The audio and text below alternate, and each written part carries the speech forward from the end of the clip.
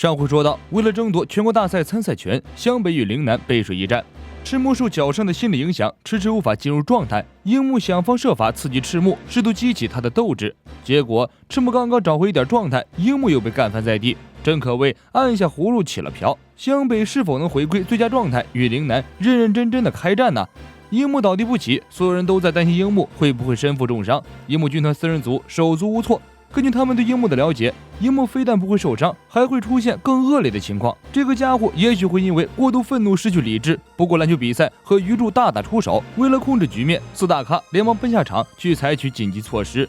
首先通知四眼哥立即换人，接着他们又伪装成鱼柱吸引樱木注意力。果不其然，樱木一跳起来就立即大吼大闹，凶相毕露。不过好在没有发生什么大乱子，樱木撞了一下头之后恢复了正常。裁判驳回了四眼哥的换人申请，樱木没有受伤，必须完成罚球后才能下场。樱木对着木木点点头，交给我吧，四眼哥。四眼哥放弃离开，樱木看着四眼哥的背影，想起他说过的那几句十分煽情的话：我已经是3年级的学生了，如果不能打进全国大赛，与陵南的比赛将是我的告别赛。樱木被触动了，为了提高罚球命中率，他不顾四周的嘲讽声，使出了自己最擅长的蹲马桶，罚中第一球，惊呆了全场。福田都懵逼了，这都行。可惜的是，樱木第二球力道不足，篮球撞到篮筐上弹了回来。刘传峰突然飞起，怒抢篮板，成功吸引先到之后，刘传峰将球传给了赤木，赤木篮下双手扣篮，再得2分。赤木回归了状态，提升了湘北全体的士气。陵南进攻，湘北迅速回防，先到鱼柱、福田绝妙配合，福田甩开樱木攻入篮下，赤木飞奔过去就是一个拍苍蝇，他终于忘记脚上的事情，开始认真打球，化身猩猩形态。田冈教练叫了暂停，全部回到休息区。田冈首先点名了福田，福田吓得一哆嗦，以为教练要给他换下去，心里直打鼓。田冈教练问福田：“你对赤木的风阻有何感想？”福田不敢多嘴。田冈告诉福田，赤木的篮下防守能力在高中生中可是高水准的，目前的你还不是他的对手。为了压制赤木，田冈安排鱼柱和福田一起对付他。只要湘北还是1防1，我们的战术就是以福田为中心来得分。哨声响起，双方重新上场。福田是个极其敏感的家伙，教练的话让他心里翻江倒海。不过那句以福田为中心得分，倒是让自己长了不少底气。日本不像美国那样处处都可以看到篮球场，对于想打篮球的高中生而言，除非参加学校的校队，否则根本无法好好打一场篮球。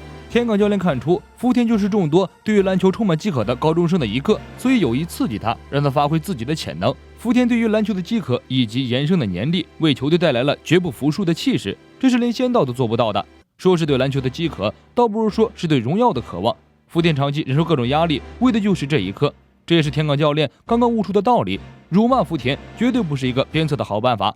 福田这种自尊心强、非常敏感的人，需要不断的夸奖，才能发挥他最大极限的实力。果然，福田一上场就顶着樱木拿下2分，自抢自投，非常精彩。接着两队各有得分，但陵南这边显然将重心偏向了福田这边。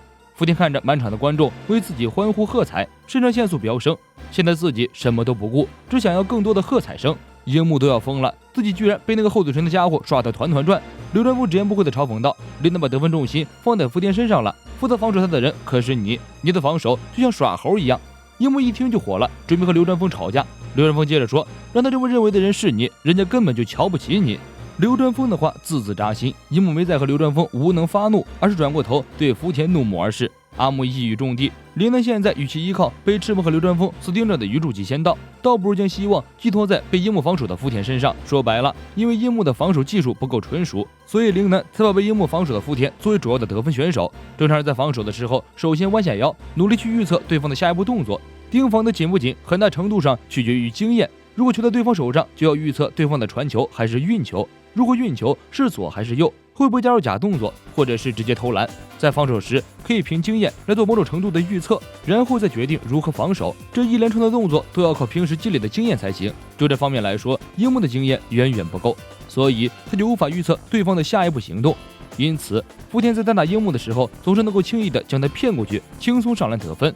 此时距离前半场结束还有4分多钟，陵南21分，福田自己一个人就拿了13分，而湘北才仅仅拿到了14分。很明显，陵南将攻击重心放在福田身上是个非常好的选择。两军交战时，如果对方出现一个漏洞，就猛攻之。湘北目前的漏洞就是樱木，被田冈教练逮住后往死里进攻。对于樱木来讲，这是一件莫大耻辱的事情。轮到湘北进攻了，樱木拿球，福田迅速盯了上去，鱼柱大喊一声：“福田，弯下腰，不要让他闪过去。”福田平地一声吼，这一声吼震撼万分，仙道突然起步跑到樱木面前，樱木一愣，福田出手抢了樱木的球，仙道立即跑上去与福田打起配合。这福田着实牛逼，仙道一个空中接力，福田与樱木同时起跳，本来已经够变态的樱木居然在弹跳上输给了福田。福田在空中抓住篮球直接扣篮，樱木则重重摔了下来。目前比分30-18，全场都在为陵南加油助威。看这情况，莫不是大局已定？本以为湘北和陵南会有一场非常精彩的对决，没想到一个福田就把湘北给搅和的混乱。最可怕的是仙道还没有认真起来呢。樱木被摔得满头是血，福田面无表情地说：“你看到了吧，我赢了你，樱木。”樱木什么也没说，默默回到休息区，一边用毛巾擦血，一边死死盯着福田。湘北换人，木木代替樱木上场，赤木安排木木防守越野，换三井防守福田。三井认真地说：“交给我吧，那小子不算什么。”木木沉喝道：“一定要把全国大赛的入场券带回去给安西教练。”这边才子替樱木包扎好伤口，樱木大概是因为不甘心吧，双拳紧握，浑身发抖，一直都自诩天才，结果今天被人狠狠上了一课，被人无情嘲讽，樱木非常恼火。仙道等人都在关切地看着樱木，杨平低声说：“一点招呼都没有，樱木就彻底失败了。对于他来说，这是他人生的第3大耻辱了。”三井本来以为福田这小子充其量欺负樱木，到底是个新人而已。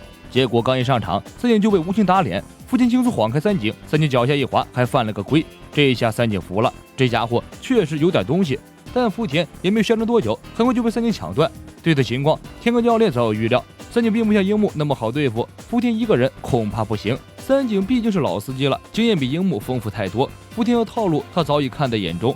三井将球传给宫城，宫城迅速展开进攻。流川枫来到篮下，宫城将球飞传出去，流川枫拿球，仙道立即补上防守位。流川枫迅速观察了一下四周环境，接着以极快的速度将球传到外线。三井拿球起身就投，3分球完美落筐。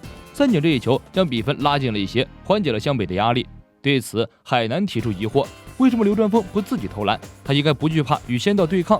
阿木若有所思，流川枫这个小子搞不好开启了节能模式，正在偷偷留存体力。紧接着宫城抢断又得2分，仙道看不下去了，自己带球打了一波，在赤木与流川枫2大咖面前后仰跳投，又把比分差距拉开。上半场比赛马上就要结束了，双方都很紧张，湘北希望在上半场结束前将比分最大限度缩小，因此拼命的打。还有9秒，宫城高抛球给了赤木，宇宙来到赤木身后，来了一招强人所难。